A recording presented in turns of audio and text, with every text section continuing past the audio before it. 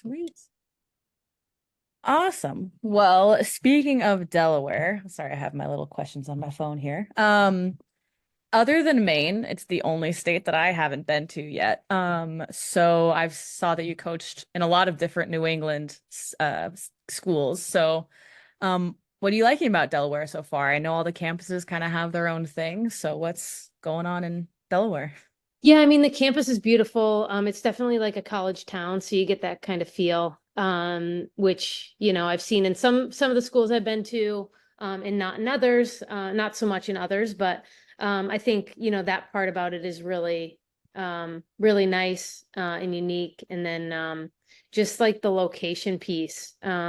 So a big part of like what I'm trying to sell to recruits that maybe are from Canada or Europe or you know, Western United States, like just the fact that you can get this place is pretty accessible, so you can get here pretty easily. So whether, you're flying to Philly or you're flying to Baltimore, and obviously both of those places are pretty easy to drive from here. So I think that's a big piece. And obviously the education itself, it's a great institution that way. So I've been fortunate to work at programs that have had, they've sold the importance of athletics and academics, and I think Delaware's definitely fits that mold. That's awesome. For I know a lot of schools now have to find ways to, I mean, there's the whole thing where they're trying to pass that thing to like pay athletes now or whatever. But before that, it was like, we'll have like a team nutritionist, like we should hire a sports psych. Like it does Delaware. Do you have access to any of those sort of Yeah, all of those things, resources? which is awesome. I work with some former colleagues that are now at Delaware, which is kind of Oh, cool to be able to see them again. But in if coming from a Big Ten institution, you're looking for those things, right? So it was really awesome to get here and see that those are important. I think for the student athlete overall well-being, to have nutrition, sports psych, those entities that are easily accessible. It's nice to have them, but if you can't access them as readily as possible, then it might not be, the best situation. So really happy with, what Delaware has, and the their focus on the student athletes is at the forefront. So that was really a pleasant surprise to hear about. gotcha. Yeah, that's there's for someone who didn't go to NCAA, there's sort of a little bit of a bias, like they kind of get everything, but not all schools do. So it's, really need to do research on kind of what's afforded and use it, as a Yeah. player. Yeah, that and too, and like the academic support here is great. And again, I think depending on the institution you're at, Ivies might not have the same, just Mm. because, they're recruiting players that's your thing. So hopefully you're coming into an environment where you're ready to study, but it is nice to have that here. So all facets of what they need to be successful. And I think for student athletes, it's just a matter of them um reaching out, and being proactive. Yep. Yep. That's what we learn in college, right?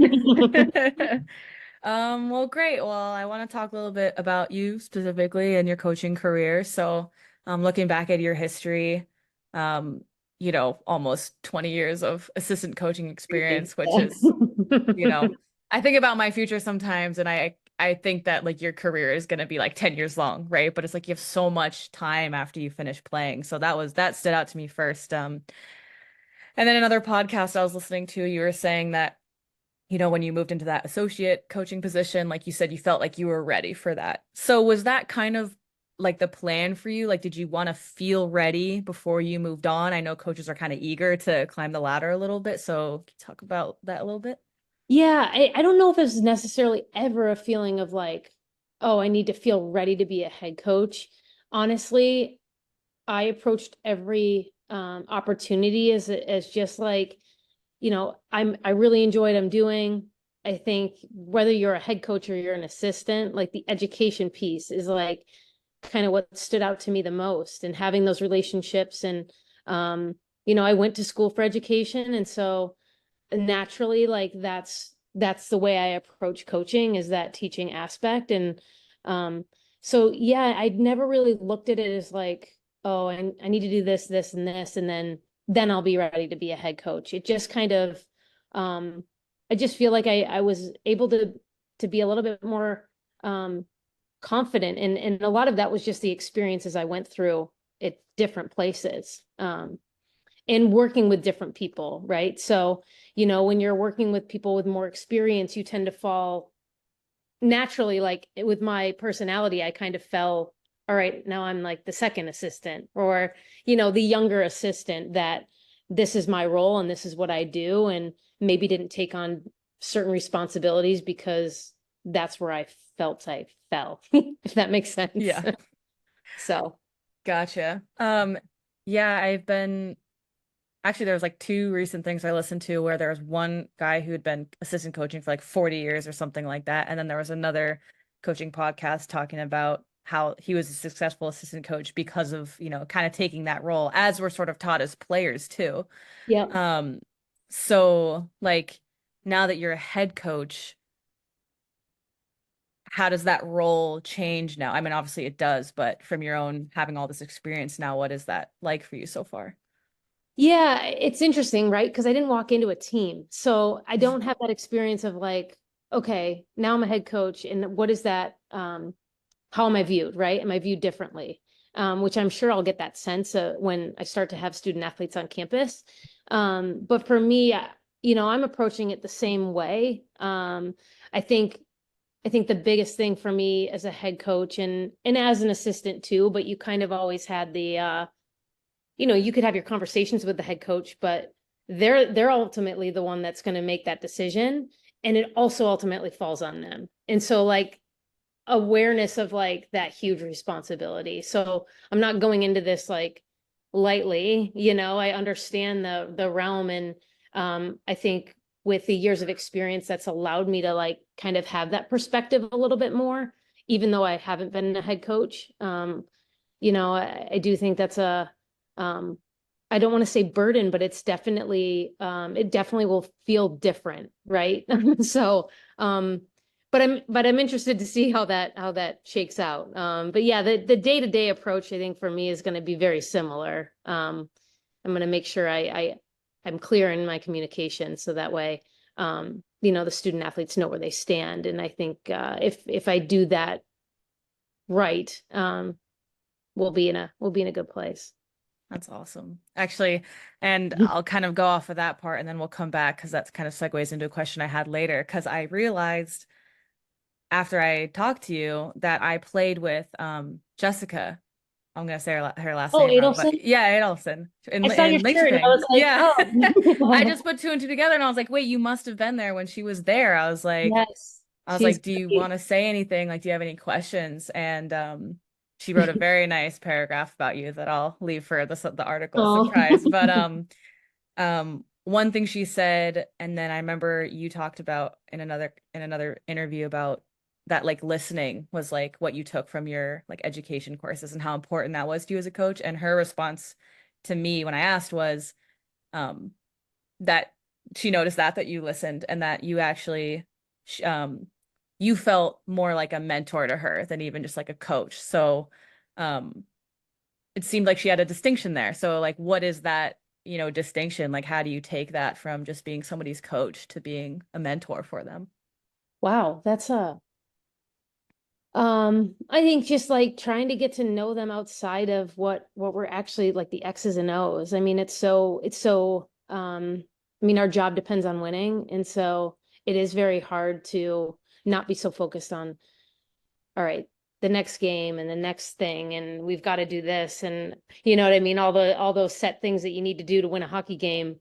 But if you don't get the buy-in from the players that are actually playing the game, then that disconnect might happen, right? Where you just might not get the full buy-in from the group. And I think to me that's yeah, obviously you need the buy-in to win, but you also it is important for me that I build relationships with with the players I'm coaching, because I need to know that that one, like it's a mutual thing, right? Like they need to know that what I'm telling them, they can trust in that. And then when I'm putting them out on the ice, I can trust that they're gonna that to they're gonna do their job to the best of their ability. And um, everybody's different, and everyone's role is different, um, but that relationship is so important.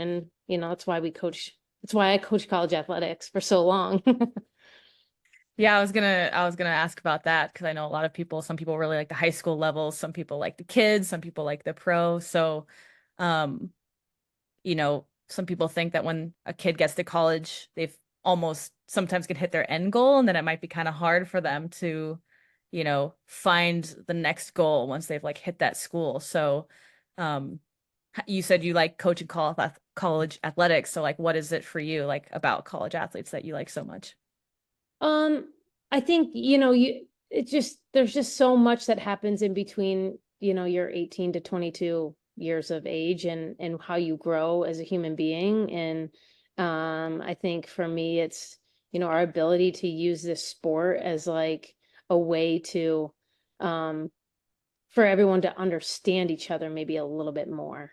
Because you never really get, in a regular college setting, it's kind of up to you, the relationships you make. But in hockey, you're kind of already set um, on a team where, you might not have the same views as other people. And I think learning from each other is so important, and understanding how to communicate with one another is so important. And how those things can help you really propel into, whether it's a championship team or a team that, maybe goes further than they ever have because of all of those things. So to me, I think that's the coolest part, aside from the light bulb moments that go off when, maybe you do something that you've never done before. And but but to me, that's probably the biggest thing. And because because it's a team sport, you can only go so far together. Right. uh, so That's awesome. So how do you because it's been kind of joked upon, I feel like on every team that I've been on where it's like as women we talk so much, but then we get on the ice and then we stop talking. Or like then when it comes to like, you know, I would prefer if you like chip the puck there or like that kind of communication. It just, for some reason, the teams I've been on, that's always kind of gone downhill once the game starts. mhm. Has that been your experience and how do you approach that, like teaching that communication between Wow, players? that's great. If you asked any of the players that I've coached, especially in the last 5 years, the communication thing is something I work on all the time. Um, but I also think it comes down to like uh one, ability to like read the play, because our sport is so fast. So sometimes I go back and forth on how, is it a communication thing? Like, actually, Jess and I had this conversation. She's like, honestly, like, if somebody doesn't understand something, they're not going to say anything because they don't know what to say. And I was like, that was a light bulb moment for me, because I was like, you're right. You're absolutely right. So I think I've coached it, I mean, all different levels, even with the national team. There's been a there's been a lack of communication at times, right? And some of it's because they can read the play ahead, where they know where the puck is going, so they don't necessarily have to communicate in certain situations. Um, but I do think, you watch lacrosse and there's constant communication. Um, and I don't know if like that's the culture piece of that sport. But it is something that I'm like fascinated by and also frustrated by at times, because like it's much easier if you just open up your mouth and say who you have or what you're doing. But um yeah, age old debate, communication. I know. Well,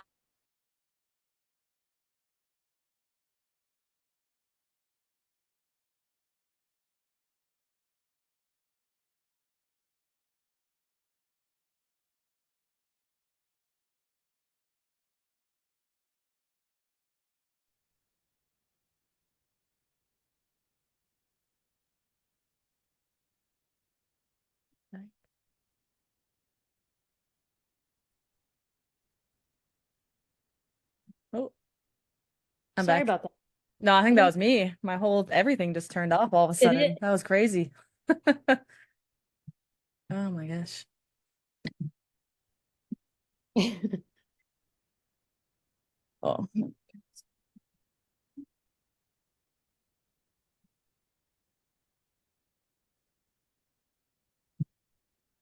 trying to get my camera to turn back on. All right.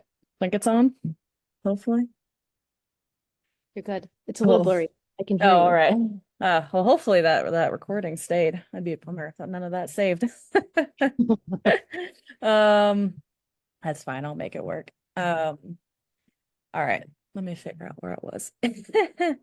Oh yeah, we were talking about communication. Yeah, I always see like the players on the bench, they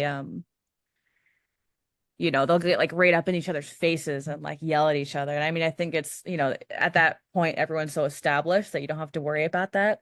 But then I'll see that and I'm like, oh, I can never like yell at my teammate. And it's like, well, maybe sometimes I do need to do it, or they need to Yeah, yell at me or something. yeah.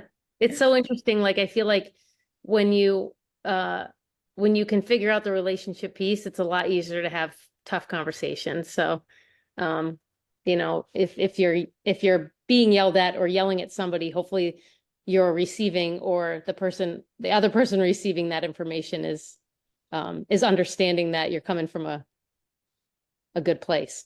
Yeah. So I've heard hear the message, not the tone is a saying that I've heard. that would be nice if everyone heard the message, Yeah. the tone. Tough in the middle of a game. Yeah. And yeah, so then I was curious, kind of going off of that, because obviously I've only had player experience so far, but you've had player experience, then assistant coach experience, and now you're gonna have head coach experience. As a player, we're told to kind of have a goldfish memory after like a tough game or a tough play and move on, even after the game, like try to just move on, to the next game. Does that change when you start becoming a coach? Like, how do you take, post game, like if it's a loss, like how do you handle that then as a coach? Do you still have to do that or take it on a little longer? Yeah, I think I mean I've just learned over the years with coaches I've worked with the importance of like the message after. Um and so, being really intentional but also brief about what just happened. And then revisiting it the next day. So like everything's better when you sleep on it, right? If you wake up and you're still upset, well, maybe okay, now we need to like really dive into this. And as a coach, it's harder because your job depends on it. As a player, you want players that feel that pain of losing, and that are hungry to win, but you also don't want people to sit in the losses for too long either. So I think it's really important as a coach, like we have to set that tone. And so what does that look like?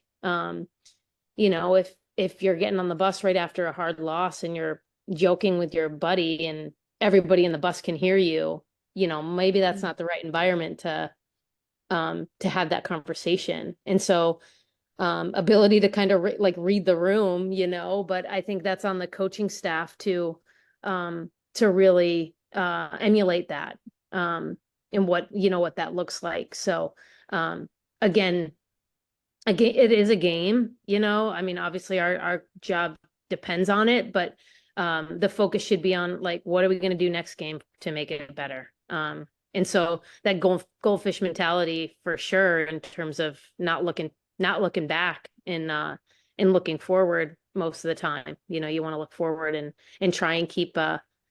um try and keep those moments short. Gotcha. That's great. I love that. I can't wait to then like be a coach and then get to learn about all this stuff too. When you're Um, sitting in the frustration. yeah, for real. Cause I'm always like, I'm worried I'll overthink it. You know what I mean? As a player, I have that problem of overthinking. So then I'm like wondering then as a coach, when everyone's looking at you, um, how to not overthink things and still pay attention to like what's actually happening. Right, right. So Totally. yeah, I'm sure that'll be now that you're going to be standing in the middle of the bench might be a little bit Different different. perspective. Yeah. Yeah. So how do this is just kind of my own curiosity. Because that, you know, you did D coaching last year, and then before that at BU, you were the forward coach, and obviously now you're going to be the head coach. So in a game, I'm sure all head coaches have a different way they like to do things, but um, is it leaving it to the forward and D coaches in game to kind of make those adjustments? And then as the head coach, are you like a big picture planning? Like I'm just so curious about, the process of delegating to assistant coaches like in game. Yeah, I think like to your point, I think that's mostly the approach. Like let the forward coach do their thing, the D coach make their calls. Like I obviously want to give those two that responsibility and trust and let them know that I trust them in those situations.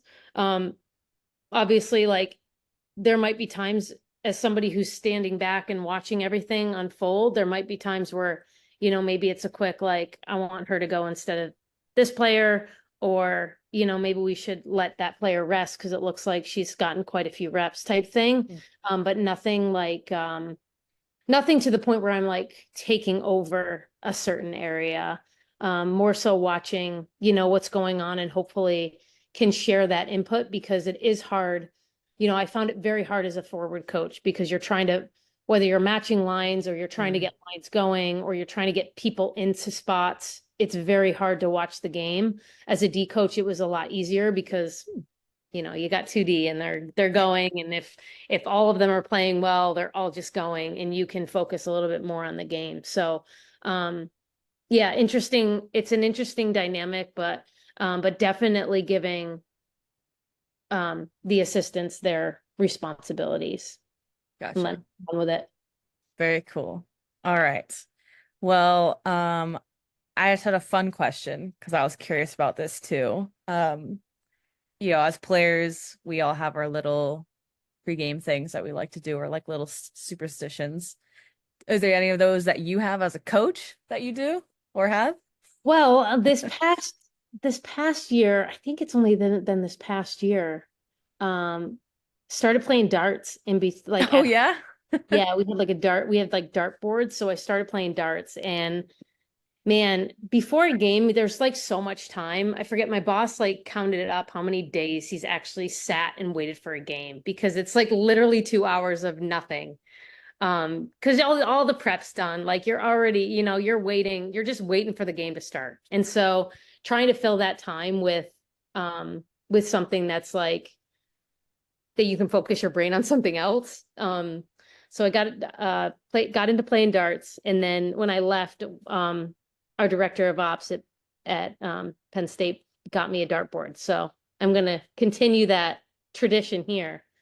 Um, Other than that, like, I started getting, it's funny, this has happened since my time at BU, but like if you're winning, wear the same jacket, like so like the superstitions with like what I'm wearing, I definitely take into account, but I don't try to like let it affect me too much if I forget that jacket that day or end up wearing a color from the other team for some Oh, weird reason. But yeah.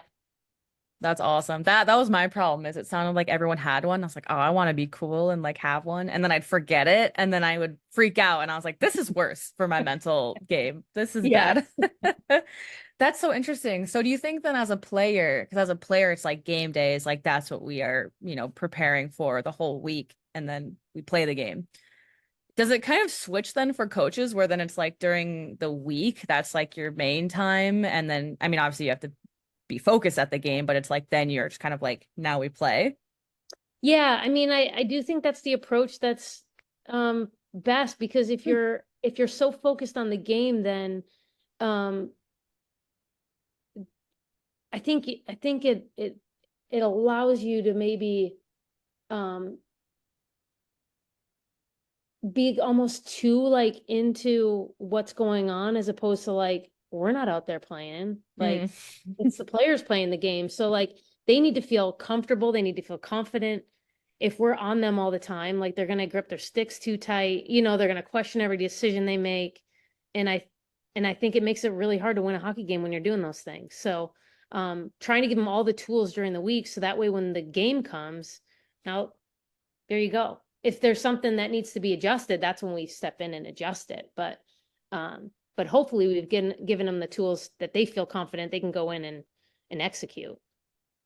Love that. I was actually talking to Jess about this because I switched to the team like halfway through the season and I was trying to learn the system quickly, of course. And then it was very hard for me to like play on instinct. And I could hear like he wanted us to play really, really fast. And I could like hear him yelling like, go, go, go, like to get us going up. And then I'd come off and Jess would be rotated in with me sometimes. And I'd be like, I get so stressed out. Like he keeps yelling go. And then I'm trying, but it's not the right play. And she's like, that's so funny because I don't hear anything. And then she was like, you just need to like play the game. And like if they need to adjust and they'll adjust. And now that you say that, I'm like, okay, that's where she got it from.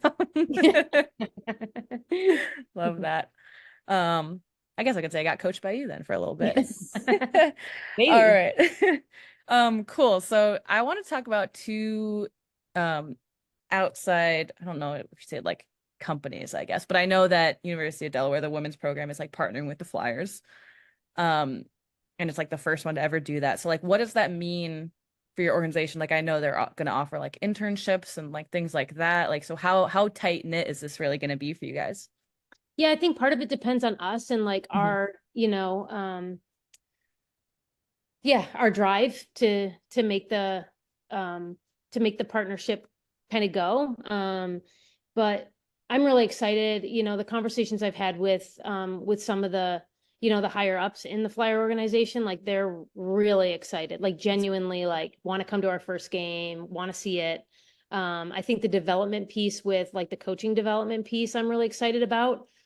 So what are ways that we can what are some things we can do to, to enhance our players experience. And then yeah, the internships with Delaware as a whole, not just our women's hockey Oh, program. okay. But I think it will, allow our, some of the players in our program and through recruiting, it helps too. Like, listen, if you're going this marketing route, like there's potential that you could do an internship with the Flyers organization. I mean, that's amazing. So, yeah, there's still a lot to kind of to figure out, but really excited to see where it takes us.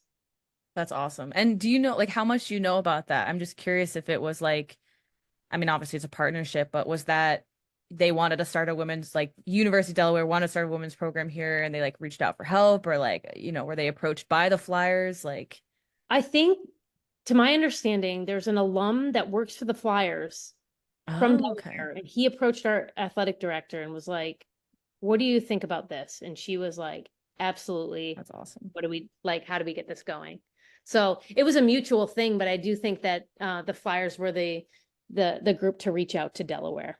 That's so cool. Yeah. Yeah, I know they did that. I forget the name for it, but there's like some or a feasibility study. I think that's what they call it. And I was like, I know they've been trying to get that going in Michigan somewhere. Yeah. So I was like, huh, I wonder if maybe they'll, if that would be a way then for some more of these schools to get like a women's team. But Yeah, that's what happened here too. They funded the feasibility study for okay. um not the Flyers, but the NHL. So Ah, okay. yeah, that's how that worked. And they are doing a few more, so I hear. So Ooh, fingers crossed, a couple that's more sweet. programs start soon. Yeah.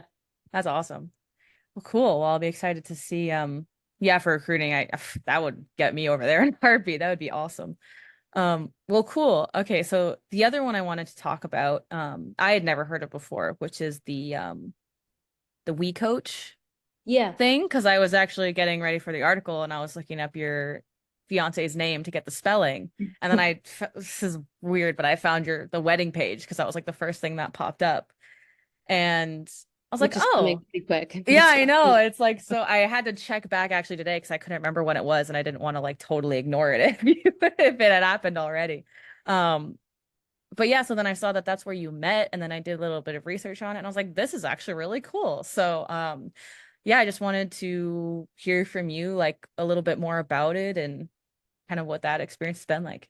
Yeah, basically it's an organization obviously that supports women in coaching. And so like keeping women in the game is was really like a big reason why it exists, just to keep women in the game. And I forget, I was at BU the first time I went, and it was just so it was awesome because I've been to like professional development things with hockey, and I like know everybody in hockey. So like, it's just a different kind of environment where this I was like the only hockey person.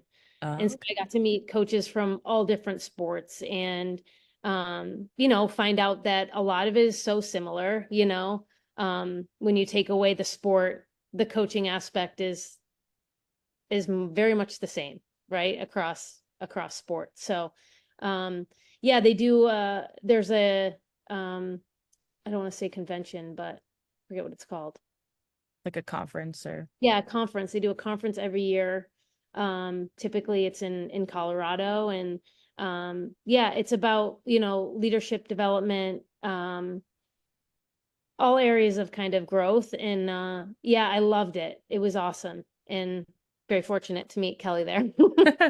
yeah, I that was sort of segues into the question I was going to ask because I know a lot of coaches have a hard time turning the work off, right? It's like, you have to find ways to, kind of leave it at the door sometimes for like mental sake. But of course you guys are both high level coaches at different sports. So, um, do you try to leave it at the door when you get home, or do you guys like to use each other as like a sounding board, pull lessons from each other? Like, how does that look for you guys? Yeah, the leaving it behind is a work in progress. I will say that there's definitely times where we're like, okay, let's put the computers away. But the great thing about it is I feel like we can learn so much from each other in terms of our sport. Um, Even as basic as like coming up with drills that are very, similar, because soccer and hockey are a lot of transition 2-on-1s, and very very similar in that way. Our sport's just a little bit faster and things happen a little bit quicker. So um but yeah, a work in progress in terms of leaving work behind. I love that. Yeah, there was like that little thing in the timeline of like she had won stuff and there was like a board or something, like a championship board, and you were Oh like, I'm yeah. gonna take it down. What can you tell me Yeah, about so that? she when she was at Penn State, they went to like the Big Ten championship, and so they won. And I was home. I didn't go to the game. We were like 4 hours away. My family was in town. Before she was traveling home from the championship, and we made a sign that we put up. It was like Big Ten champions. And she was like, she came in, saw it, and she was like, you have to keep this up. So when you win, like you have to keep it up until you win, and then you can take it down. And I was like, okay. And like literally by January, I was like, can I take this thing down? Like, this is ridiculous. And then sure enough, we ended up winning, which was pretty amazing. Like looking back, and I'm like, we just won, like we each won a championship in 1 year. Like that's like, I don't know how often that will happen. It'd be great if it did happen often, but it did come down That's eventually. awesome. That's so funny. Well, it'd be great if it happened now because you're both at University of Delaware, right? So it'd be two Yes. two Yeah. wins for what is it, the oh God, The blue duck? hens. Blue hen? Yeah. No, that's Oregon, my bad. Blue hen. The blue hens. That's right. Oh man. That's great. I love that. And again, congratulations on I love the whole thing with the hotel, and I did long distance for a while too, so I thought that was really really sweet, and Yeah. congratulations on that again. Thank you. Oh, great. Well, I had sort of one last final question. Since, you said you want to like get the word out and, have people talking about Delaware. So, um, just was there anything if there was like a player that was reading this, because it's a new team. So it's kind of an interesting, challenge to take on as a player. So, what's something you say to the players out there interested? Um, I think this opportunity is much to somebody who wants to come in and make their mark, right? So, you know, if you're a top kid and if you want to be the it player, like you can be that here. Um, if you're, you know, a really good player, you can come in and help the program grow. And bottom line, I'm looking for people that are excited about something like that, you know, an opportunity to just be the first, I think is really cool. Um, and to help it grow and to be, you know, great teammates and work hard. Obviously I came here because I want to win, so that's the end goal, um but the only way we're going to get there is if we have people that are buying into what's going on and have the ability to work with one another to make that happen. So yeah, really excited about it though. That's awesome. Is that I know it's been forever, but is that reminiscent at all how you felt coming in as a player to Niagara back in the day? Totally. Like if I could replicate that experience to the group that's coming in here, I would do so because you know, there were times where I remember looking around the locker room and being like, there's no other place I'd want to be. Because I have the best teammates and the best friends. And that's really what I want for this group. I want them to enjoy coming to the rink every day, enjoy working hard, you know, and then the rewards will come. But they're not going to remember they'll remember the championships. They're not going to remember all the wins, you know, or the losses. They're going to remember the experience they had with their fellow teammates. So, Yeah, and I being the just, first. It's yep, awesome. be the first. Love that. Well, awesome. Well, I'm gonna hope that the first half of that saved. If not, is it okay if I like email you those first two questions, Totally. maybe if you have time? Okay, awesome. Yeah. Great. Yeah, because I all the stuff about the listening, I hope that was after it ended. But anyway, um, well, awesome. Well, that was all the questions I had. So, I just want to thank you again for taking the time. I know it took a while, but I appreciate you with all the rescheduling. Yeah, no problem. So are you over in Sweden? Where are you? I'm back home in Vermont for the Okay. summer. Yeah. Okay. Still looking see if I can get on another team over there, but we'll see. Hopefully. Cool. Yeah, tell Jess I say hi. I I miss her. will. I think she was trying to get back to the state college or something potentially this summer, but I don't know. To where? Maybe to Penn State to maybe train. I know she had Oh, talked about really? that point, but I don't know if she's Oh, that would be cool. yeah. I should ask. I was gonna talk to her since the draft was yesterday. Um, Yeah. and see kind of like what she was thinking too. But No. I wonder what she'll do. I mean she can obviously. It's great. The competition in Sweden's great. So it's not like, yeah. you know, it's not like that's the end all be all too, Yeah. Well, that's even kind though of that was kind of funny. Like I'm not very, GM minded, like in terms of knowing like who's obviously I never played like NCAA or anything, but having played in the SDHL, it's like um, you know, these players that have played like 8, 9 seasons in the SDHL are like, you know, pretty elite level. It's not like it's some tier two thing. Like it's crazy competition over there. yeah, yeah. So yeah, but she was super nice and yeah, when I read her career history, what I thought was actually really interesting was reading her career history. Obviously, it sounded like she played a lot at Penn State. Yeah, Um, she did. but part of her, like the last sentence in her paragraph to me about you was that you um were very intentional about the communication and making sure that everyone felt heard and appreciated no matter what their role was. And I thought that was very interesting coming from a player who probably played all the time, because if you're a role player, it's like you'd expect that answer from somebody who is a role player because they're like, even though I never played, like my coach was really nice to me. So it Yeah. was really cool, I think, that she recognized that maybe her teammates that maybe didn't get those opportunities felt as equally appreciated, which I think was just kind of a testament to your communication methods and stuff like that. So thought Yeah, that was also a cool. testament to her. She clearly is intuitive enough, you know, to see that. But yeah, she was so much fun to coach and like I feel like I learned a lot from her, which um which is also great as a coach. You know, you got 20 people you can learn from. So That's true. Yeah, I never really thought about it that way, but yeah, I guess based on the quote you said where she was like, they're not going to say anything if they don't know. Like, like true. really. So Oh, let's work on that. yeah, I love that. Well, that's great. Yeah, I'll definitely tell her that you said hi and good luck the rest of summer and big wedding coming up. Very exciting. Yeah, All thank you so much. Appreciate it. right, appreciate Yeah, you too. let me know if there's anything else you need. Absolutely. I'll check and then shoot you an email if I have any more questions. But thank you once again. Thanks, Sally. All right, enjoy the rest of your day. Thank you, you too.